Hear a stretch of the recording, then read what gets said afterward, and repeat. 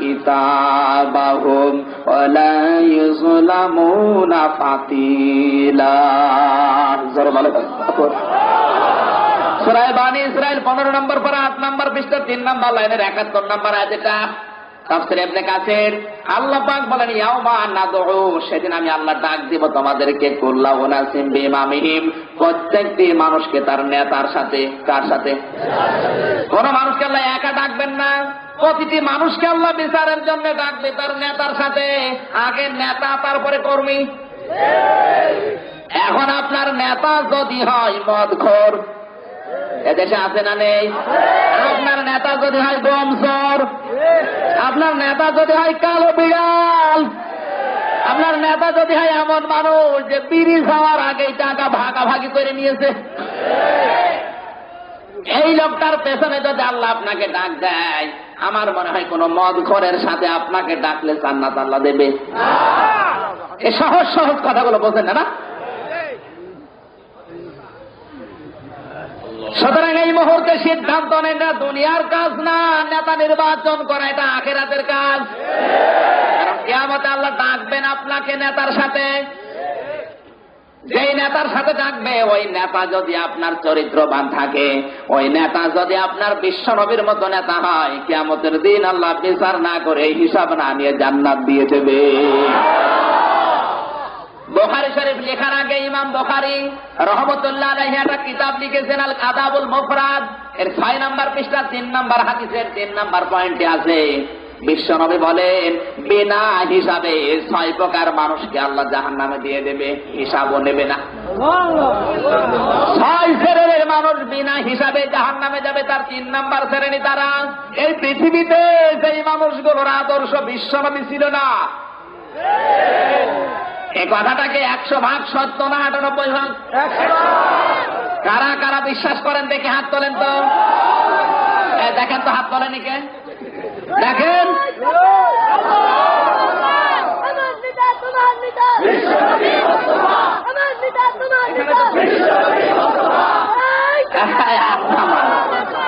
হাত তোলা তোলা না, এবার তোলাচ্ছে আপনাদের হাত। হাত যারা তুললেন এবার কান লাগান। নবীর হাদিস আগে না আপনি আগে? হাদিস আগে রাখতে হবে, কারণ মৃত্যুর পরে কিন্তু আপনি আর আপনি নেই। আপনার নামও পাল্টিয়ে যাবে, আপনার লাশ ও নাম হয়ে যাবে লাশ। সুতরাং আপনার অস্তিত্ব এখন বিলিয়ে দেন। এই মুহূর্তে নবীর হাদিস যারা বললেন 100% সত্য, সত্য কথা বলবো। রাগ করবেন না তো? রাগ করলে আমার উপর না করে এই হাদিসটা কেটে বাদ দিয়ে দেন। বুখারী শরীফ লেখার আগে ইমাম বুখারী লিখেছেন যেমন তেমন কিতাব না, আর যেমন তেমন মানুষও না। এই হাদিসগুলো লেখার আগে 2 রাকাত করে নামাজ পড়তেন, আগে যায় নামাজে ঘুমিয়ে যেতেন। বিশ্বনবী স্বপ্নে এসে বলতেন বুখারী হাদিসটা লিখো, তারপরে লিখতেন। যেমন তেমন লোক না। এজন্য কান লাগান, 100% সত্য যারা বিশ্বাস করলেন, যদিও আমার গায়েও লাগতে পারে আমি তাও বলবো। কিয়ামতের দিন মুহাম্মদুর রাসূলুল্লাহ সাল্লাল্লাহু আলাইহি সাল্লাম বাদ দিয়ে অন্য কেউ যদি পৃথিবীতে কারো আদর্শ হয়, ওই লোকটা হাসি হোক, গাজী হোক, নামাজি হোক, রোজাদার হোক, যাই হোক না কেন, আল্লাহ বলেন কোন হিসাবও নেবে না, আল্লাহ বিচারও করবে না। বিনা হিসাবে বিনা বিচারে আল্লাহ তারে বলবে তুই জাহান্নামী। হাদিসটার সত্য প্রমাণ করার জন্য আমি একটা হাদিস বলছি, কান লাগান। নবীজি বলেছেন এই পৃথিবীতে আমি ইন্তেকালের পরে কিয়ামত পর্যন্ত যদি মুসা নবী আসে, হযরত ঈসা নবী আসে, মুসলিম শরীফের হাদিসে এই 2টা নবীর নাম আছে। এই 2টা নবী যদি পৃথিবীতে আসে আর আমার আদর্শ বাদ দিয়ে কোন মানুষ যদি হযরতে মুসা নবীকে গ্রহণ করে, হযরত ঈসার আদর্শ মেনে নেয়, আমি বিশ্ব নবী বলছি আল্লাহ পাক ওই লোকটাকে জাহান্নামে দেবে। কারণ লাকাদ কানা লাকুম ফি রাসূলিল্লাহি উসওয়াতুন হাসানা, উসওয়াতুন হাসানা হিসাবে পৃথিবীতে কাউকে মেনে নেওয়া জায়েজ নেই। উসওয়াতুন হাসানা হিসাবে শুধু মানা যায় বিশ্ব নবী মুহাম্মদুর রাসূলুল্লাহকে। এটাকে বানিয়ে বললাম।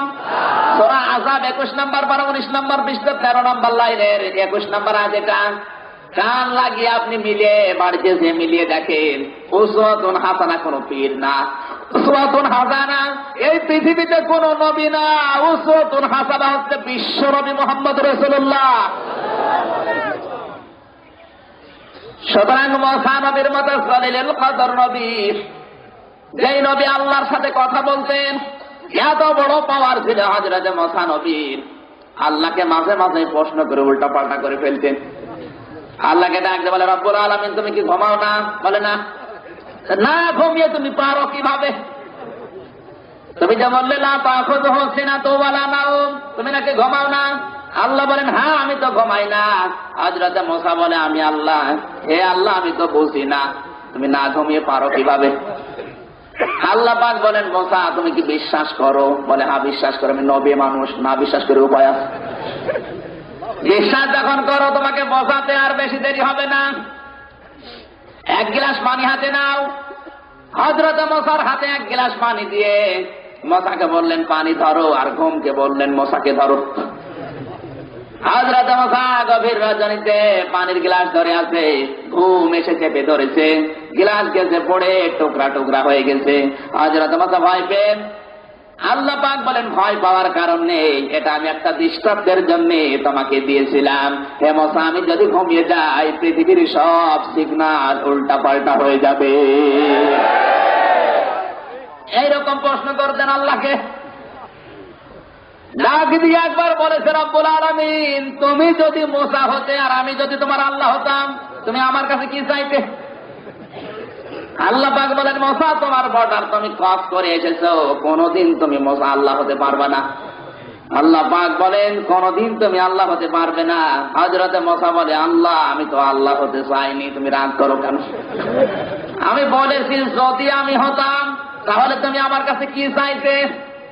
আল্লাহ পাক বলেন, মুসা তুমি তো কোনদিন পারবে না, তারপরেও তুমি যদি আমার আল্লাহ হতে, আমি যদি তোমার বান্দা মুসা হতাম, আমি তোমার মতো আল্লাহর কাছে দুইটা জিনিস চাইতাম, একটা হচ্ছে হায়াতে তাজ্জিবা আর একটা হচ্ছে সুস্থতা। হযরত মুসা বলেন, রব্বুল আলামিন আমি এইটাই তো জানতাম না তোমার কাছে কি চাইতে হয়। দোয়া করি তুমি আমাকে হায়াতে তাজ্জিবা দিয়ে দাও আর আমার শরীরটা তুমি সুস্থ রাখো। আল্লাহ পাক বলেন, মুসা তুমি বড় চালাক। এইরকম পাওয়ারফুল নবী ছিলেন, কোন সময় যদি শরীরে রাগ হতো চুল খাড়া হয়ে টুপি দিয়ে বেরিয়েছিল। ফেরাউনের বাবুর্চিকে এক থাপ্পড় দিয়ে দুনিয়া থেকে বিদায় করে দিয়েছিল। ওই দিন থেকে ফেরাউন মুসাকে দেখলেই ভয় পেত, না জানি আমারও দেয় কিনা, কারণ অত ছোটবেলা একটা খেয়েছে। কবরে যাওয়ার পরে মৃত্যুবরণ করবে। হযরতে আজরাইল মুসা নবীর কাছে এসে সালাম দেয়নি, এক থাপ্পড় দিয়ে ডান চোখ বের করে ফেলেছে। হযরত আজরাইল আল্লাহকে বলে, রব্বুল আলামিন এই দেখেন আমার চোখ। কিভাবে? গিয়েছিলাম মুসা নবীর কাছে, আমার থাপ্পড় দিয়েছে, বিয়াদবি করেছে। বলেন না কিভাবে মানলো? আল্লাহ তার দরবারে যাওয়ার সময় সালাম দিতে আমার মনে ছিল না। আল্লাহ পাক বলে, আজরাইল তোমার জীবন বেঁচে আছে এই ভালো, মুসা তো আমারে ছাড়ে না। এত বড় পাওয়ারফুল নবী। আমি যেটা বোঝাতে চাচ্ছি, আল্লাহর সাথে যিনি কথা বলে কালিমুল্লাহ, যার নাম দিয়েছে আল্লাহ, এই নবীর আদর্শ যদি এখন মেনে নিলে জাহান্নামে যাওয়া লাগে, তাহলে বিশ্ব নবীর চাইতে মুসা নবীর চাইতে আপনার বাবার আদর্শ কি বড় হয়ে গেল? আপনার স্বামীর আদর্শ কি বড় হয়ে গেল? এর সাত চাচার আদর্শ কি বড় হয়ে গেল? এরপরও যদি না বোঝেন, এর নাম ভালো লাগবে। সুতরাং কোন দল করেন আমি জানি না, এটা কিন্তু দুনিয়ার বিষয় না, এটা আখিরাতের বিষয়। আমি বারবার এই বিষয়টা বোঝাচ্ছি এই জন্যে, এখন যদি মারা যান এখনই আপনাকে আল্লাহ ডাক দেবে আপনার নেতার সাথে। এমন নেতার সাথে যদি ডাক দেয় যে নেতার কোনো দাড়ি নেই, শুধু মোষ। এই কথা বলে না কেন? মোষ দেখলে মনে হয় বিড়াল। এই নেতার সাথে যদি আপনি মনে হয় বাংলাদেশে কোনো বাবা স্বামী চাচার খাওয়া নেই, এরপরও যদি না বোঝেন এখানে আসেন, আপনাকে বল ধরে কোদাল দিয়ে বোঝাচ্ছি। হাদিস বললাম, যারা সাইয়্যিদিনা পড়ছেন, কিসের সাইয়্যিদিনা? এদিকে মিলাদ মাহফিলে মসজিদে বসে ইয়া নবী এরপরে গরম গরম জিলাপি। হ্যাঁ নবী, আপনি আমাদের খাইয়ে দেন, আপনি আমাদের নেতা, আপনি আমাদের মাওলানা। মাওলানা মানে আমির হামজা কি? মাওলানা অভিভাবক, গাইডলাইন যিনি দেন, পথ প্রদর্শন যিনি করান, তিনি মাওলানা। বিশ্বনবী এই পৃথিবীতে আমাদের মাওলানা, কারণ তিনি আমাদের পথ দেখিয়েছেন। কথা বলছেন না কেন? তিনি আমাদের গাইডলাইন দিয়েছেন যে এইভাবে চলো, জান্নাত পাওয়া যাবে, পাশিরা ওয়া নাজিরা।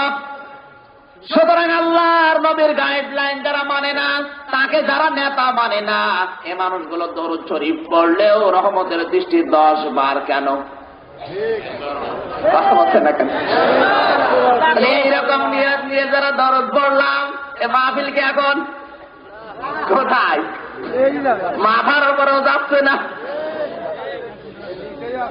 এই জন্য আমাদের উচিত সেই দল করি কোরআনের স্বার্থে, হাদিসের সাথে সব এই মুহূর্তে ভুলে যাওয়া। কথা বলুন, সব ভুলে গেছেন তো? গেছেন। এবার আসেন আজকের আলোচনার বিষয়, ইমানের অগ্নি পরীক্ষা। এবার যদি কিছু ঢালা যায় তাহলে ঢুকবে, কারণ এখানে তার কোনো অন্য নবীর কিছু নেই, অন্য কোন নেতা নেত্রীর কিছু আছে? সব নবীর উম্মত নবীকে নেতা মেনে নিয়েছে। এই দেখে বিশ্ব নবী ছাড়া অন্য কাউকে মানবেন না, কার হাত তোলেন? লিল্লাহি তাকবীর। আমার নেতা তোমার নেতা, আমার নেতা তোমার নেতা, বিশ্বনবী মুস্তাফা। লিল্লাহি তাকবীর। এই হাত নামারে বান। আলোচনার সাবজেক্ট কি বললাম? ইমানের অগ্নি পরীক্ষা।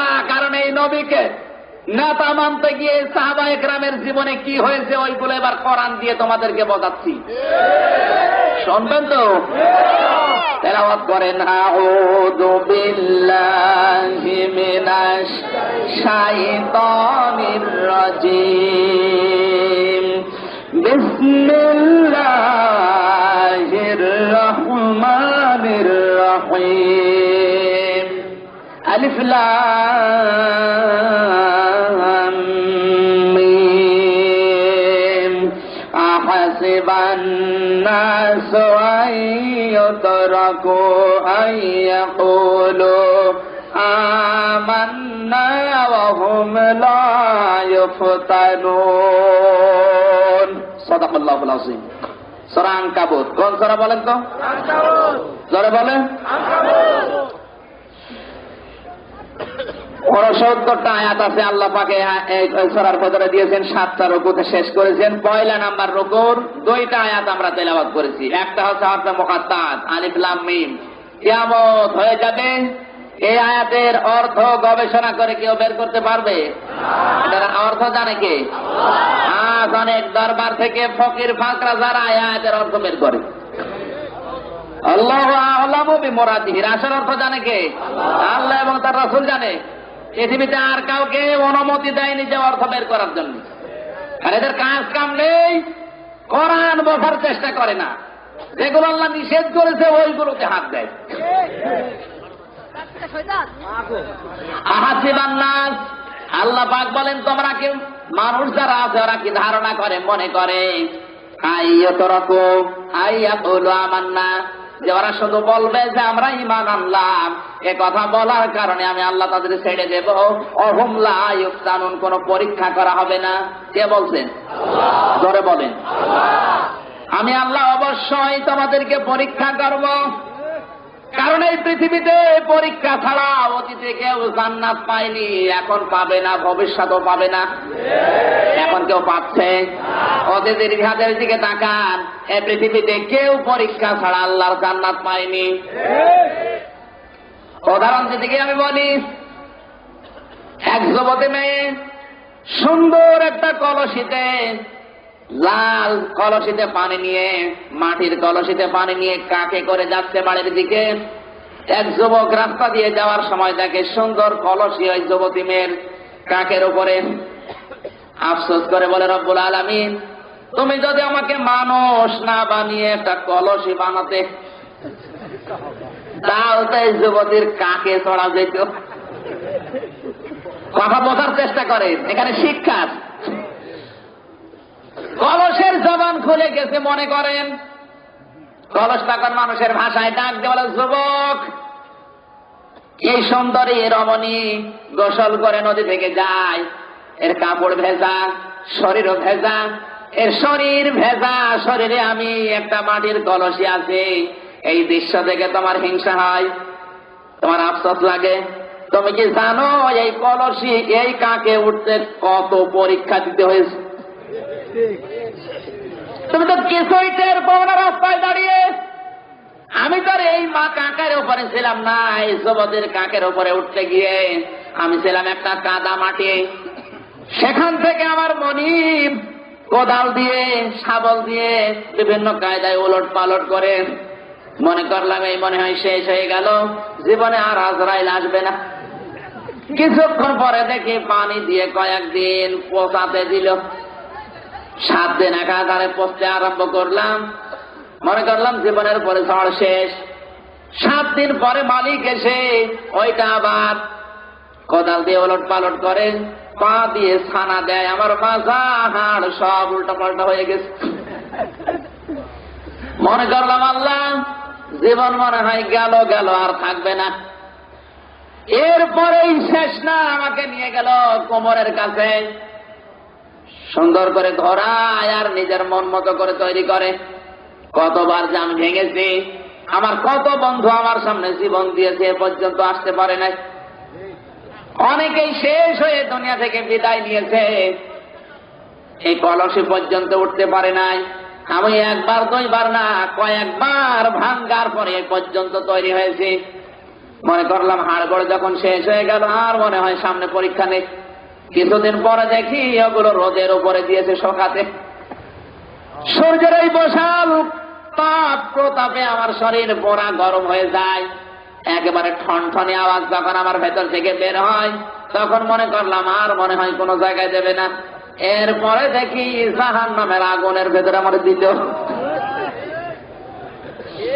জাহান্নামের আগুনের ভেতরে দেওয়ার পরে একাধারে 3-4 দিন জ্বালান আরম্ভ করেছে, লাল টকটকে হয়ে গেছে। মনে করলাম আর মনে হয় কোনো জায়গায় দেবে না। ওখান থেকে বের করে মালিক আমাকে কান ধরে উঁচু করে কয়েকটা থাপ্পড় দিল।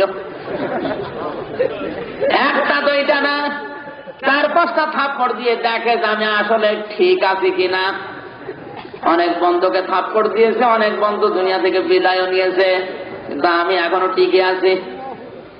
এরপরে চুল কান দিয়ে, রং দিয়ে, সাদা কালো লাল দিয়ে আমাকে দড়াকাটা করে সুন্দর করে বানিয়ে বাজারে বিক্রি করে, যেই লোকটা নিয়ে কেনার জন্য, বিক্রি করার জন্য, বিক্রিত মাল কেনার জন্য এসেছে, এ পর্যন্তই না, আমাকে ওই লোকটাও নিয়ে কান ধরে থাপ্পড় দেয়, বাঁশ দিয়ে দেখ আমি ঠিক আছি কিনা।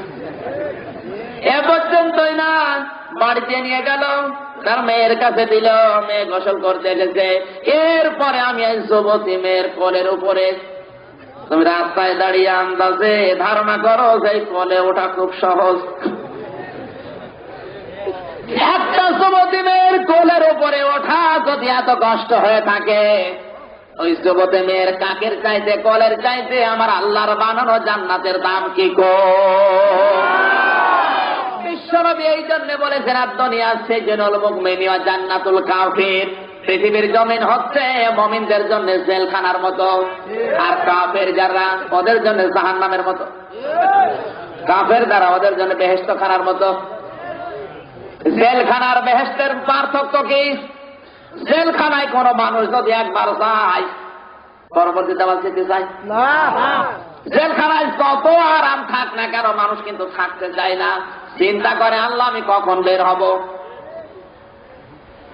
খালেদা জিয়া 16 দিন অবরুদ্ধ আছে, সবকিছু তার কাছে পৌঁছানো হয়, এরপরেও কিন্তু তার মন ভালো নেই। কথা বললেন না কেন? কারণ আটকা থাকা মানুষের ভালো লাগে না। আমি যতবার জেলে গেছি, কোনদিন আমার জেলখানায় ভালো লাগেনি, কারণ আটকা। খালি মনে হয় যে কখন বের হব, কখন বের হব। এই পৃথিবী যদি মুমিনদের জন্য জেলখানা হয়, আমার মনে হয় নবীর হাদিস অনুযায়ী মুমিন কোনদিন দুনিয়ায় টিকে থাকার জন্য চেষ্টা করে না। মুমিনের কাজ হবে কিভাবে দুনিয়া থেকে বিদায় নিয়ে মহান আল্লাহর সাথে সাক্ষাৎ করা যায়। এই জন্য এত জেল জরিমানা অত্যাচার নির্যাতন, 6 বছর ঘরে মাথা দিতে পারে না। অনেক যুবক বাংলাদেশে আছে 6 বছর স্ত্রীর কাছেও থাকতে পারে নাই। আমি মানিয়ে বললাম, ফরিদপুরে হয়তো নেই। এদেশের অবস্থা এত কঠিন হয়ে দাঁড়িয়েছে, এরপরেও মানুষ ইমানটা রক্ষা করার জন্য আজও কোনো অনেক ইমানদার আছে মাথা নত করে না। ওরা জানে যে জীবন যাবে, রক্ত যাবে, জীবনটা যাওয়ার পরে আমার মহান আল্লাহর সাথে সাক্ষাৎ হবে। কোরআনে কারীম এদের জীবন সম্পর্কে ঘোষণা দিয়েছে, ওয়ামিনান নাসি মাইয়াশরুনা ফিসাহুবতিগা মারদাতিল্লাহ আল্লাহু রাউফুম বিল ইবাদ। জোরে বলেন আল্লাহু আকবার। এই কথা বোঝার চেষ্টা করেন। বাংলাদেশের পরিবেশ, বাংলাদেশের পরিস্থিতি কিন্তু সাহাবায়ে কেরামের জীবনের মতো তৈরি হয়ে গেছে। এখন যদি আমরা ওই ত্যাগ তিতিক্ষা কোরবানি দিতে পারি, ইমানের এই অগ্নি পরীক্ষায় টিকে থাকতে পারি, হযরতে খাব্বাবের মতো আল্লাহ জান্নাত দিয়ে দেবে। অনেক মানুষ এমন আছে, সূরা বাকারা 2 নম্বর পারা 11 নম্বর পৃষ্ঠা 4 নম্বর লাইনে 207 নম্বর আয়াত, এটা আল্লাহ পাক বলেন অনেক মানুষ এমন আছে, এই মানুষগুলো শুধু আল্লাহর মহব্বতে, আল্লাহর ভালোবাসায় উদ্বুদ্ধ হয়ে নিজের জীবন পর্যন্ত দিয়ে দেয়। এই মানুষগুলোর উপরে আমার আল্লাহ অতি দয়ালু। সরে বলেন সুবহানাল্লাহ। আমরা যদিও যত উল্টা পাল্টা ধারণা করি না কেন, আশেপাশে নাম দিয়ে তাদের ঘৃণা করি না কেন, জীবন দিয়ে দিচ্ছে আব্দুল কাদের মোল্লা, এরপরেও পিছু হটে না।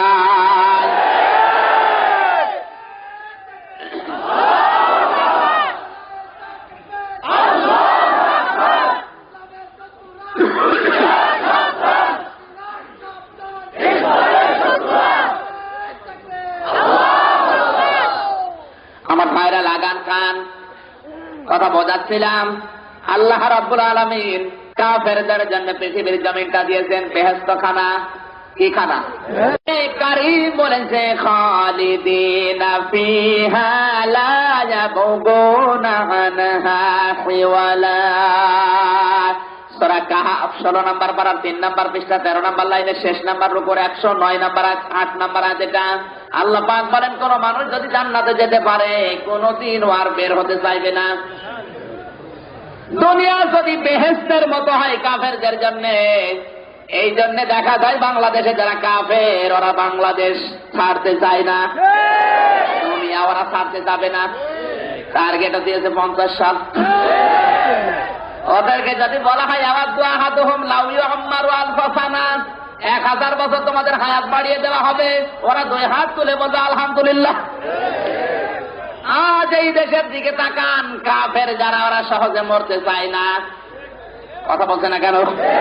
কাফেররা সহজে মরতে চাচ্ছে। ওদের হায়াত যত বাড়িয়ে দেবেন ওরা তত খুশি। ওদের জীবনের টার্গেটও বেশি, এই করব সেই করব। দুনিয়ায় টিকে থাকার জন্য যাদের কাজকর্ম, আল্লাযীনা যাল্লা সা'য়ুহুম ফিল হায়াতিদ দুনিয়া ওয়া হুম ইয়াহসাবুনা আন্নাহুম ইউহসিনুনা সুনআ। সূরা কাহফের 104 নম্বর আয়াত।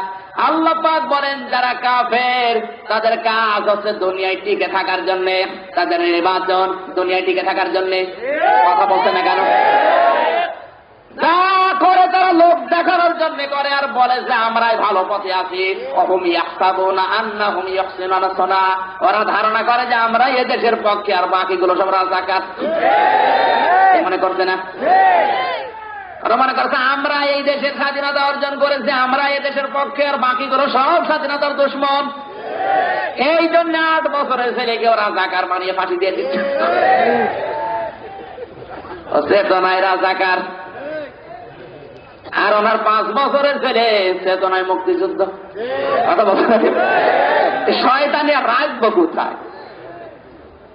ওদের কাজ যা দুনিয়ায় সব টিকে থাকার জন্যই করবে। কিভাবে পৃথিবীতে টিকে থাকা যায় যা করবে মানুষ দেখানোর জন্য করে দেয়। নির্বাচন একটা দিয়েছে, লোক দেখানোর জন্য দিয়েছে। কথা বললে না কেন? নির্বাচন বলা যায় মানুষ দেখানোর জন্য একটা দিয়েছে, হয় হোক না হয় না। না ভোটে 153 জন তো হয়েছে, মানুষ তো দেখেছে নাকি? ধরে বলে সুবহানাল্লাহ। মানুষের এই গণতান্ত্রিক অধিকার যারা নষ্ট করেছে, মানুষের এই ভোটের অধিকার যারা বন্ধ করে দিয়েছে, কোরআনের ভাষায় আমরুহুম শুরা বাইনাহুম আয়াত অনুযায়ী ওরা হচ্ছে জালেম। কথা বলেন না কেন? মানুষের অধিকার যারা নষ্ট করে দেয়, মানুষের হক যারা মেরে খায়, ওরা হচ্ছে জালেম। সুতরাং বাংলাদেশে যে নির্বাচন হয়েছে, এই নির্বাচন অনুযায়ী আমার মনে হয় এই আয়াত প্রমাণ করে দেশে এখন জালেম, কোন সন্দেহ নেই। যদি আপনি প্রমাণ নিতে চান, সূরা নাহালের কাছে যান, সূরা নামল 19 নম্বর পারা 18 নম্বর পৃষ্ঠা 9 নম্বর লাইনে 34 নম্বর আয়াতকে জিজ্ঞাসা করেন, এই বাংলাদেশে এখন আলেম ক্ষমতায় আছে না জালেম? কোরআন বলেছে قالت إن الملوك إذا دخلوا قرية أفسدوها وجعلوا أعزة أهلها أذلة وكذلك يفعلون। আল্লাহ পাক বলেন, কোন জালেম যদি ক্ষমতায় বসে, এক নাম্বারে নির্বাচনের সময় যে ওয়াদাগুলি তারা জনগণকে দেয়, সব নির্বাচনের ওয়াদা ভঙ্গ করে। 10 টাকা কেজি চাল হয়ে যায়, কথা বলতে হবে। ঘরে ঘরে চাকরি হয়ে যায়, বিনা পয়সায় সার আমরা পেয়েছি। দুর্নীতি মুক্ত বাংলাদেশ হয়েছে, আরো দুর্নীতি যুক্ত হচ্ছে। যার এই দায়িত্ব দেয়, সেখান থেকে কালো বিড়াল বের হয়ে আসে। বিশ্বাস করবো কারে? মনে করলাম এইটাই মনে হয় ভালো, ইমান যখন নেই ভালো হবে, ওরে হলো টাটকা শয়তান। ভেসকিয়ে মুসলমানদের গালি দেয়। এই কথা বললে না কেন? আমি মনে করতাম যে আল্লাহ এ মনে হয় ভালো হবে, সবই যখন বিরিজ খেয়ে ফেলে এ মনে হয় ভালো হবে। ও আল্লাহ, দেখি ওর ভেতরে কালো বিড়াল বেশি। দায়িত্ব কারে দেবেন? যারে দেওয়া হচ্ছে সেই দুর্নীতি যুক্ত করে ফেলছে। অনেকে আবার এখন ডিজিটাল কায়দায় 1 টাকা 2 টাকা তুলে যাচ্ছে।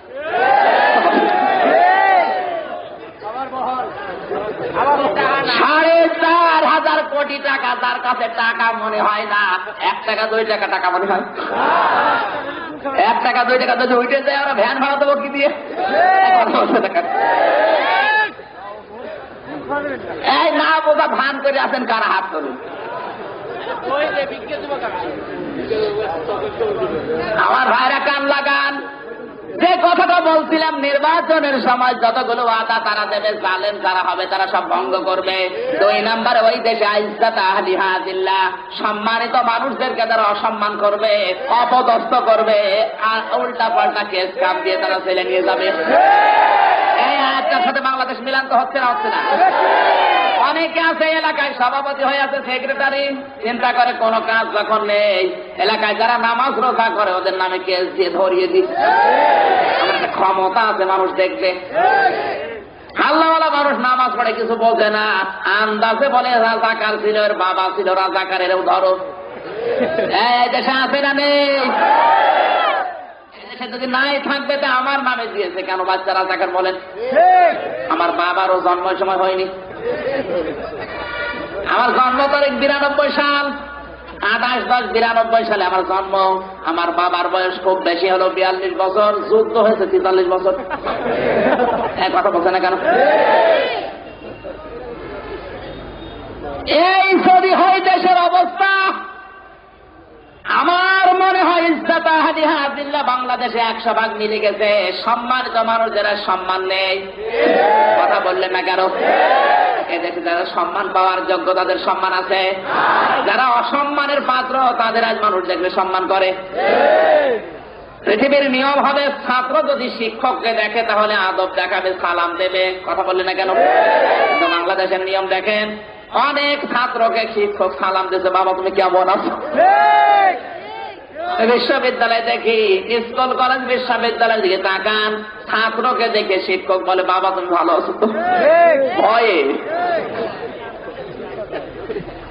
এই জন্য আশরাফ আলী থানভী লিখেছেন যে এই দেশে ছাত্র শিক্ষকের দাম সমান হয়ে যায়, যেই দেশে আলেমের দাম আর জালেমের দাম সমান হয়ে যায়, যেই দেশে নারী আর পুরুষের দাম সমান, ওই দেশে ইনসাফ বলতে কিছু থাকে না, থাকে সব অবিচার। এক মরিদ নিয়ে পীর সাহেব যাচ্ছে দেশে দেশে, এমন এক দেশে পৌঁছেছে যেই দেশে তেলের দাম আর ঘির দাম সমান সমান। উনি লিখেছে কিতাবে, মরিদ রাখতে বলে হুজুর ঘির দাম যেহেতু সস্তা, ঘি খেয়ে মোটা হয়ে যাব। পীর সাহেব বলে দেখো ভুল করো না। মরিদ বলছে হুজুর আপনার কথা মানি না, কারণ ঘি যেহেতু সস্তা আমি মোটা হব। মনের মতো ঘি খাচ্ছে, কিছুদিনের পরে ভুড়ির ছায়ে জোতা, ঘাড়ের ছায়ে জোতা। আল্লাহর ঘি ছাড়া ওই দেশে 2 চোর চুরি করতে গিয়ে এক বাড়ির প্রাচীর ছিল দুর্বল, এক চোর প্রাচীরের নিচে পড়ে গেছে মারা, আর এক চোর মামলা দিয়েছে হাইকোর্টে, যেই বাড়িওয়ালা দুর্বল করে প্রাচীর বানিয়েছে এই জন্য আমার চোরা বন্ধু মারা গেছে, আমি বিচার চাই। বিচারক ডাক দিয়ে বলে বাড়িওয়ালাকে ধরে নিয়ে আসো। বাড়িওয়ালা বলে স্যার আমার তো দোষ না, আমি তো মশলা ঠিকই দিয়েছি, দোষ হচ্ছে রাজমিস্ত্রির। ও কেন দুর্বল করে বানিয়েছে? বলে তোরে খালাস করে দিলাম নিয়ে আয়। রাজমিস্ত্রি বলে স্যার দোষ আমার না, দোষ হচ্ছে জোগাইলের, ও পানি বেশি দিয়েছে। জোগাইলে বলে দোষ আমার না, দোষ হচ্ছে ওই হাতিওয়ালার, আমি যখন মশলা তৈরি করি হাতি দৌড় দিয়ে বালতিতে লাথি দিয়ে পানি ফেলে দিয়েছে, তোরে মাফ করে দিলাম নিয়ে আয় হাতিওয়ালা। হাতিওয়ালা বলে দোষ আমার না, দোষ ওই মহিলার, ও স্বর্ণের অলঙ্কার পরে যাচ্ছিল, আমার হাতি ভয় পেয়ে দৌড় দিয়েছে। ঠিক আছে তোরে মাফ করে দিলাম, কোথায় সেই মহিলা? মহিলা বলে দোষ আমার না, দোষ আছে স্বর্ণকারের, স্বর্ণকার বেশি ঝনঝনে আওয়াজ দিয়েছে। কোথায়? স্বর্ণকার যখন এসেছে তাকিয়ে দেখে একেবারে হ্যাংলা, শরীর একেবারে চিকন। ফাঁসির জন্য দড়ি নিয়ে আসা হলো, তোর ফাঁসি হবে কারণ তুই বেশি দিয়েছিস ঝনঝনে আওয়াজ, এর জন্য তোরা মারা গেছে।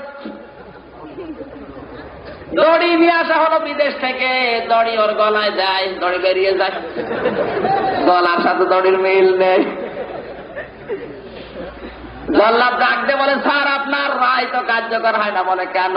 এ দড়ির সাথে গলার মিল নেই। জজ বলে না আমি রায় দিয়েছি, কার্যকর হতে হবে। এরকম মোটা গলা পাওয়া যায় কোথা ধরে নিয়ে? সারা দেশ খোঁজার পরে দেখা গেল ওই সেই মরিদ কে খেয়ে মোটা হয়েছে। ওরে ধরে নিয়ে আসার পরে বলে তোর ফাঁসি হবে। বলে আমার অপরাধ, তোর ঘাড় মোটা। ফাঁসির দড়ি গলায় দেবে, তাকে দড়ির সাথে গলার একেবারে মিল।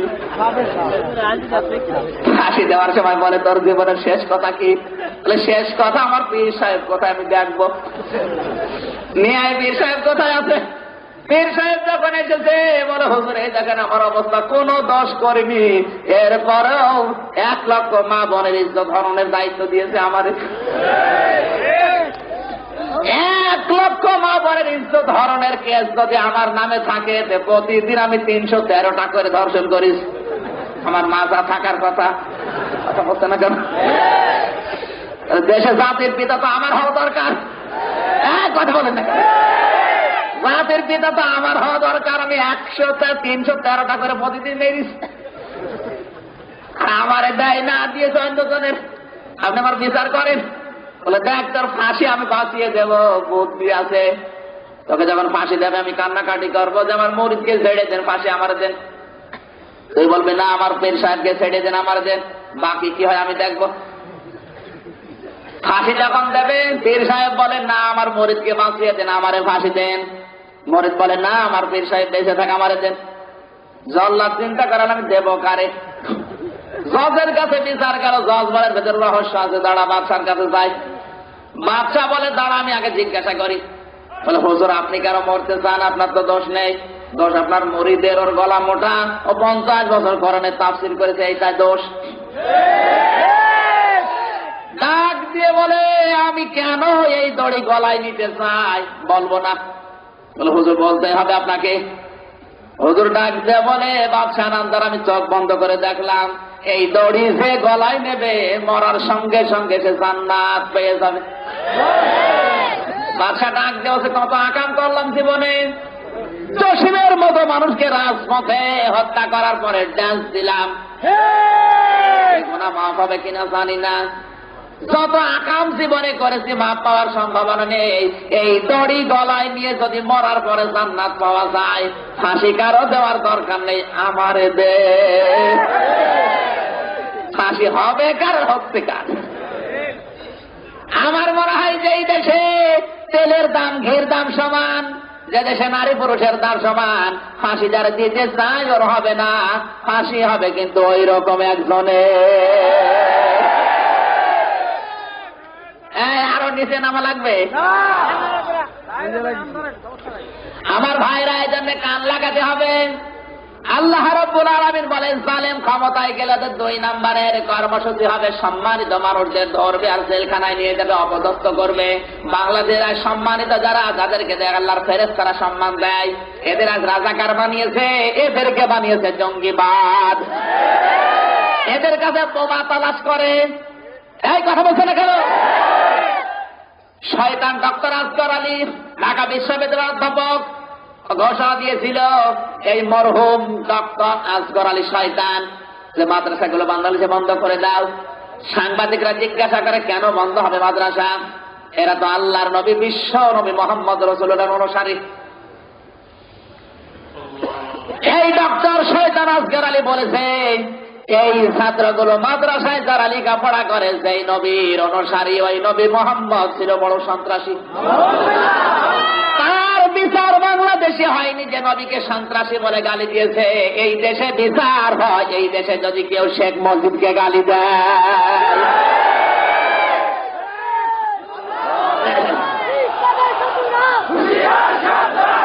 আমার ভাইরা, এই জন্য আমরা কিসের মুসলমানের দাবি করছি, কিসের হাসি?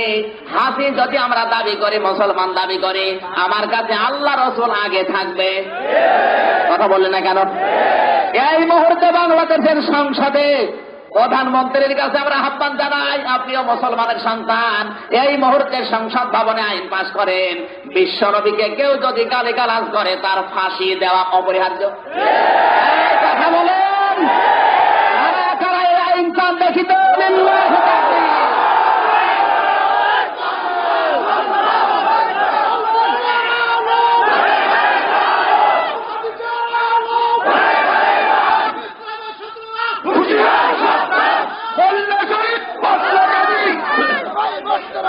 আমরা সবাই মরতে রাজি,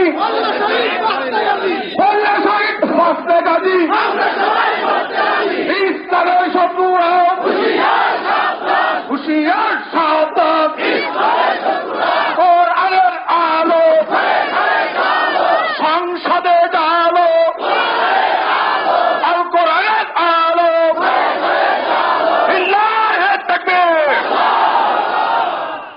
আমার মনের যাতে কবুল করে নেবে। নিঃস্বার্থ ভাবে আমরা দিয়েছি, কোন স্বার্থ আছে আমাদের? পরে বলুন, বঙ্গবন্ধুকে গালি দিয়ে যদি তার ফাঁসি হয়, বিশ্বনবীকে গালি দিয়ে তার ফাঁসি দেওয়া লাগবে। কারণ এই পৃথিবীর সব নেতার চাইতে আমাদের নেতা মোহাম্মদ রাসূলুল্লাহ সবার উপরে। কথা বলেন। আর একে ফাঁসি দিয়ে গালি দেওয়ার পরে আজও পর্যন্ত জেলখানায় জীবিত আছে, কোলাঙ্গারের ফাঁসি হয় না। আপনি এই দেশের কোন নেতা নেত্রীকে গিয়ে গালি দিয়ে দেখেন তো আপনার কি হয়। আমাদের এই মুহূর্তে সিদ্ধান্ত নেওয়া দরকার, পৃথিবীতে জালেম যারা আসবে, যুগে যুগে তারা সম্মানিত মানুষদের অসম্মান করেছে, কিয়ামত পর্যন্ত তারা করবে। 3 নম্বরে আল্লাহ পাক বলেন, রব্বুল আলামিন বলেন, 3 নম্বরে জালেমদের কাজ হবে এই পৃথিবীর ময়দানে সব জায়গায় তারা বিশৃঙ্খলা তৈরি করবে। আমরা যে উশৃঙ্খল না পৃথিবী প্রমাণ পেয়েছে, পাইনি? কোরআনের উপর আমাদের বিশ্বাস আছে অগাধ, কারণ কোরআন বলেছে আল্লাযীনা ইউকিমুনাস সালাতা ওয়া ইউতুনাজ যাকাতা ওয়া হুম রাকিউন, সূরা মায়েদা 55 নম্বর আয়াত। আল্লাহ পাক বলেন যারা ঈমানদার ওদের 2টা গুণ থাকবে আর একটা বৈশিষ্ট্য থাকবে। 1 নাম্বার ওরা নামাজ কায়েমের আন্দোলন করবে, 2 নম্বরে যাকাত ভিত্তিক অর্থনীতি কায়েম করবে, কিন্তু তারা হবে নম্র, ভদ্র, শৃঙ্খলাবদ্ধ। বাংলাদেশে আজ আমরা শৃঙ্খলাবদ্ধ, এই জন্যই কাফেরদের কিছু বলি না। আমার মনে হয় যা অত্যাচার হয়, যত নির্যাতন হয়, 14 টুকরো করলেও গাছ হাল মেটে না। আপনি তো কিছু টের পাচ্ছেন না। যা হয় এই দেশে, ওদেরকে যদি টুকরা টুকরা করা হয়, তারপরেও এই কাফেরদের মেরে ফেললেও গার হাল মেটবে না। কিন্তু যেহেতু আমরা আল্লাহর কোরআন বিশ্বাস করে আছি, অহম রাকিউন, আমরা নম্র, ভদ্র, উশৃঙ্খল না, এই জন্য এখনো দেশ ঠান্ডা আছে। এ কথা মনে করার কোন কারণ নেই যে যত কিছু করছে কিছুই তো হচ্ছে না, আরো বেশি চালায়। মুসলমানদেরকে রাগা চিন্তা করেনি যে বের হবে কিনা, ওপর দেওয়ার পরে ভেতর যার বের হয় না, আটকে গেছে। একদিন 2 দিন 3 দিন আমার বানরের পায়খানা বন্ধ, বানর মারা যাবে, চিল্লা পাল্লা করে, বের তো হয় না। বহু চেষ্টা করে শেষ পর্যন্ত হাসপাতালে নিয়ে পেছনে ফিরিয়ে তারপরে আম বের করি।